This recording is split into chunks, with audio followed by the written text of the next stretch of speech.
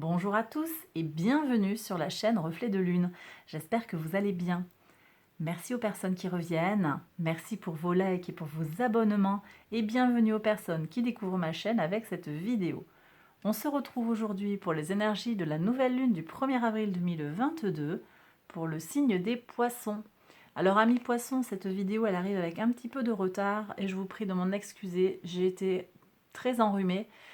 J'ai perdu ma voix et tout, donc je n'étais pas en capacité de faire les vidéos, les dernières vidéos. Il manquait Capricorne, Verseau et Poisson. Vous n'étiez pas les seuls à ne pas avoir eu votre vidéo. Voilà, donc je la réalise maintenant et je la publie dès que possible.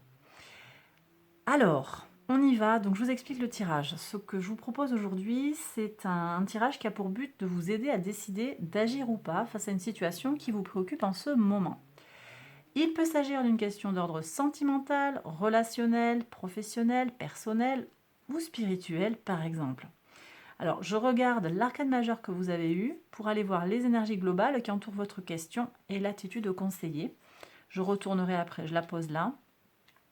Mais on va aussi essayer d'en savoir un peu plus sur l'évolution de la situation si vous agissez. Donc on va sortir. J'avais fait le tirage déjà dans la vidéo de présentation des énergies astrales. Donc j'avais fait le tirage pour les 12 signes. Donc ici, 3 cartes de tarot pour voir si vous agissez, comment la situation peut évoluer, en espérant que ça vous guide en fait, que ça vous aide à prendre la décision d'agir ou pas. Et ici, avec ce deuxième tarot, on va aller voir, si vous n'agissez pas, comment la situation va évoluer. Et maintenant, avec les 4 dernières cartes, des cartes oracle, on va regarder sous forme de personnalisation en fait, pour les personnes qui ont le soleil en poisson, un message conseil. Ici, pour les ascendants poissons, lune en poisson et Vénus en poisson.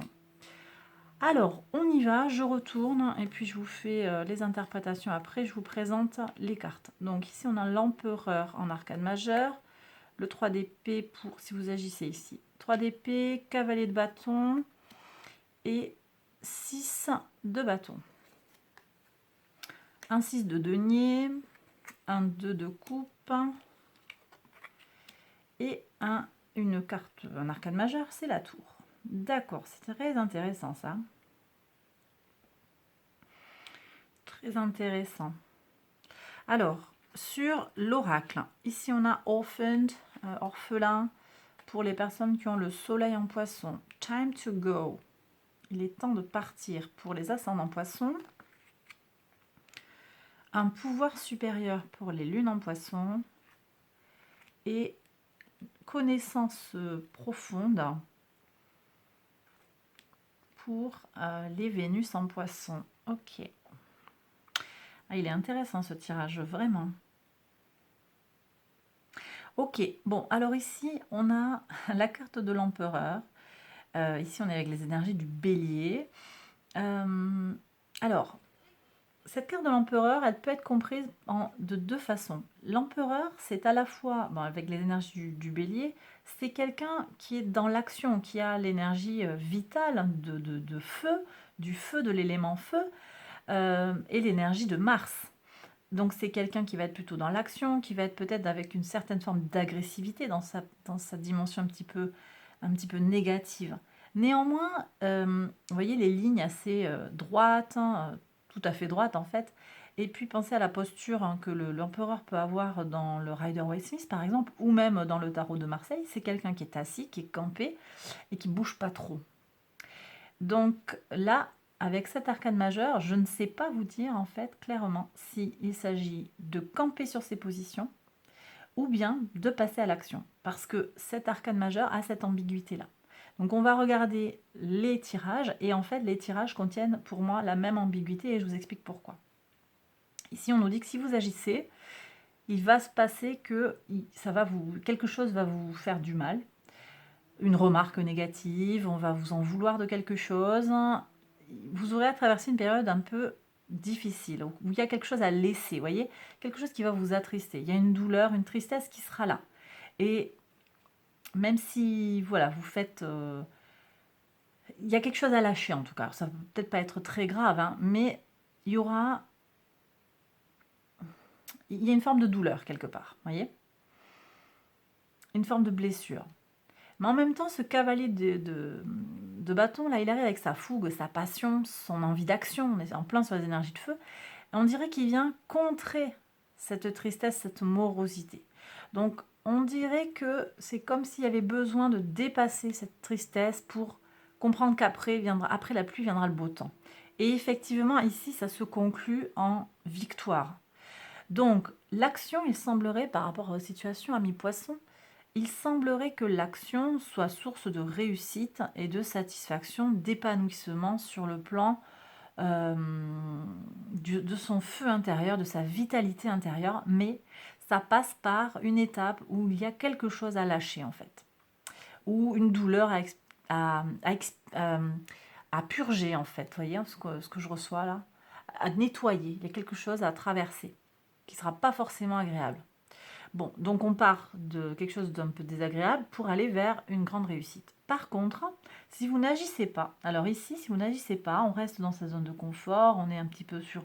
On vit peut-être avec le passé, une notion de nostalgie, c'est peut-être un couple ici, des amis d'enfance qui ont grandi, qu'on retrouve peut-être sans rien faire. Donc c'est comme si quelqu'un venait à vous.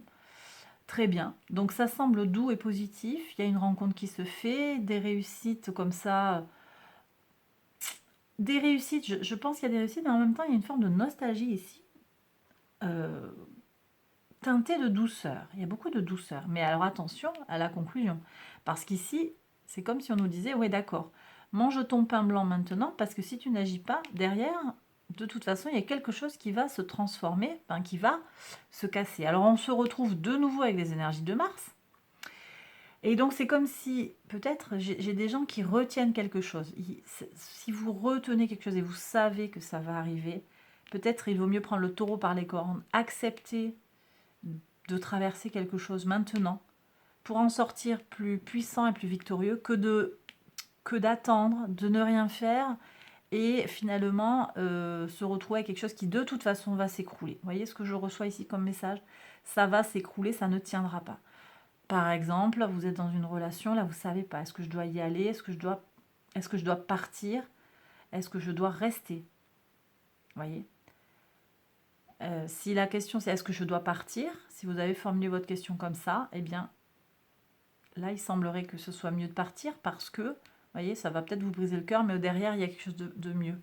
Alors que si vous restez, eh bien on reste dans sa zone de confort, mais on n'arrange pas les problèmes et derrière il y a quelque chose qui est dysfonctionnel et qui de toute façon va lâcher. Donc ça lâchera plus tard et ça fera peut-être encore plus mal parce que la chute sera plus haute. Ça sera de plus haut. Et elle sera plus lourde cette chute. Donc voilà. Alors, il y a un choix à faire, action ou pas. Je penche plutôt sur l'action, moi. C'est mon ressenti perso par rapport à la question que vous vous posez. Peut-être qu'il est temps d'agir.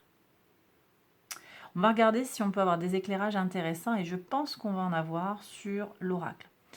Ici, l'oracle, vous voyez, vous demande d'accepter. Alors, si vous avez votre soleil en poisson, il vous demande d'accepter en fait de vous sentir seul en ce moment, de vous sentir isolé par rapport à vos choix, de vous sentir seul parce que peut-être vous êtes dans un célibat peut-être qui dure, ou bien vous vous sentez seul même dans le couple parce que la connexion ne se fait pas. Vous ne vous réalisez peut-être pas au travail. Vous voyez, j'essaye de voir un petit peu où c'est que ça... Vous n'arrivez pas à vous inscrire dans un travail d'équipe. Vous prenez vraiment les messages qui vous parlent. Bref, vous vous sentez sans parents, sans frères, sans sœurs. Vous n'avez pas de collaborateurs, enfin, ou en tout cas, vous n'arrivez pas à trouver la collaboration, l'interaction qui vous tient à cœur. Ça peut être aussi dans la famille où vous vous sentez isolé, esselé. On vous demande d'accepter en fait cet état de fait parce que c'est en l'acceptant, en faisant le deuil d'une situation qui vous pose problème, que vous pourrez guérir et dépasser la difficulté. Voyez? Ok. Ensuite, hein, je vous dis que c'est intéressant parce que les messages sont quand même empreints de sagesse, mes poissons, vraiment. Et vous êtes associés par analogie à la maison 12, hein, qui est la maison qui correspond au secret et aux leçons de la vie.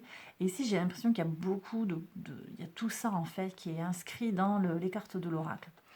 Ici, pour les ascendants poissons, on vous dit qu'il est temps de partir. Donc, effectivement, il semblerait qu'il soit temps de passer à l'action pour vous. et de quitter une situation qui ne vous nourrit plus, qui ne vous satisfait plus. Alors bien sûr, si vous avez des engagements financiers, des choses vraiment lourdes, on ne quitte pas son job comme ça, par exemple, sur un coup de tête, hein, bien entendu. Mais en tout cas, préparez-vous à abandonner quelque chose. Dans tous les cas, il y avait l'abandon de quelque chose, hein, et avec forcément une certaine nostalgie ou une certaine tristesse par rapport à ce qui existait avant. Mais vous allez aller vers quelque chose de mieux, je pense. Alors c'est peut-être encore un peu flou pour vous, hein, ici c'est trouble, hein, voyez.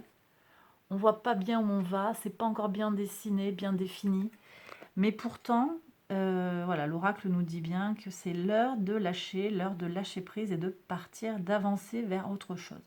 Peut-être que vous avez évolué d'une certaine façon par rapport à vos amis, par rapport à une amie, un ami en particulier, et vous ne vous reconnaissez plus dans l'autre, hein, la relation a changé, eh bien il est temps d'avancer. Voilà. Et on laisse forcément des gens au bord du chemin. C'est pas grave, en fait, eux trouveront d'autres amis qui leur correspondent davantage, et puis sur votre chemin à vous d'évolution, vous allez rencontrer d'autres personnes qui seront davantage en accord avec vous-même et qui vous permettront de continuer à évoluer tranquillement sur votre chemin de vie. Voilà. Alors, pour les personnes qui ont la lune en poisson, on nous parle d'un pouvoir supérieur. Là, c'est l'univers, en fait, qui est à l'œuvre. On vous demande de vous en remettre, en fait, alors, à votre guidance intérieure, à votre intuition, et puis à remettre aussi votre ACA à l'univers, en fait. Donc, ça peut passer par un travail spirituel, ça peut passer par un temps de méditation, de prière, si ça vous parle. Ça peut être des prières religieuses ou païennes, hein. C'est vous qui voyez la spiritualité, vous pouvez l'exprimer comme bon vous semble.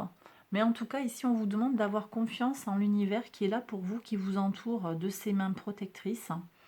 Les anges vous soutiennent, en fait, hein. Donc, n'ayez pas peur. Alors, ce message, il peut aussi s'adresser à d'autres personnes, pas uniquement aux lunes en poisson, hein. Mais n'ayez pas peur des conséquences, hein, de vos choix. Là, pour le coup, parce que vous allez savoir choisir correctement, hein. J'ai quand même un empereur qui fait preuve d'une certaine connaissance, même si c'est le bélier ici, on peut pas attribuer à l'empereur que les caractéristiques du bélier ou de Mars. C'est quand même aussi quelqu'un qui structure les choses, hein. C'est quelqu'un qui réfléchit, c'est quelqu'un qui a du pouvoir, qui est fort en lui. Donc, on vous demande ici d'avoir cette confiance en vous, de laisser faire les choses et enfin, laisser faire. Bien sûr, si dans votre fort intérieur vous sentez qu'il faut agir, vous agissez, bien entendu. Mais vous allez voir que vous aurez des choses vont se mettre sur votre chemin. Vous allez avoir des opportunités, des propositions. Des fois, les choses, elles se déroulent de façon imprévue, imprévisible. Et c'est l'univers, en fait, le pouvoir supérieur qui est autour de nous, qui est à l'œuvre. Donc, voilà, pas d'inquiétude sur ça, vous êtes protégés. OK ? Et ici, on a encore des énergies un peu mystiques, hein, et en lien avec l'intuition, on a la lune avec la chouette, hein, qui symbolise la connaissance. Et on vous parle effectivement de connaissances profondes. Connaissance, intuition, alors connaissance de soi-même peut-être, hein, connexion à sa guidance intérieure, connexion à son intuition, je l'ai déjà dit, on a Jupiter qui conjoint Neptune. En tout cas, ça va, voilà, Jupiter se rapproche, hein, de Neptune, là, au moment où il y aura cette nouvelle lune. Et on est déjà dans une énergie de conjonction, je l'ai déjà dit dans mes vidéos, ça a commencé l'influence depuis la mi-mars. Donc, voilà, connectez-vous, mes Vénus en poisson, connectez-vous à votre guidance intérieure. J'ai peut-être des gens ici avec un Vénus en poisson qui sont en train de se poser des questions sur le plan sentimental. Vous savez au fond de vous, vous le ressentez, ressentez les choses. Ayez confiance en votre intuition. Et puis si vous sentez en fait que vous n'êtes pas sûr d'avoir la bonne intuition, eh bien prenez le temps, et peut-être que c'est quelque chose aussi à travailler avec un conseil. Peut-être ici aussi j'ai l'homme, l'autorité, hein, l'homme qui sait les choses, hein, qui peut conseiller. pour se connecter à sa guidance intérieure. Il peut s'agir d'un thérapeute, il peut s'agir d'un guide énergéticien, quelque chose comme ça aussi. Hein. Voyez. Donc se connecter aux connaissances, mais je pense à des connaissances plus spirituelles hein, et ou psychologiques aussi, vous voyez. Il y a plus de psychologique ici, de non-dit, de caché pour vous.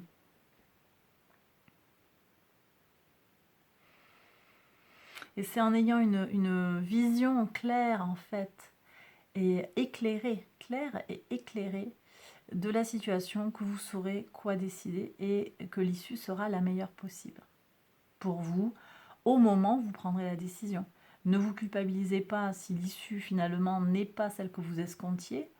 Vous avez fait le choix, vous aurez fait un choix au moment où vous l'aurez fait. Donc ce choix, vous le faites avec les éléments que vous avez au moment, les éléments de connaissance que vous avez au moment où vous prenez cette décision. D'accord mes poissons?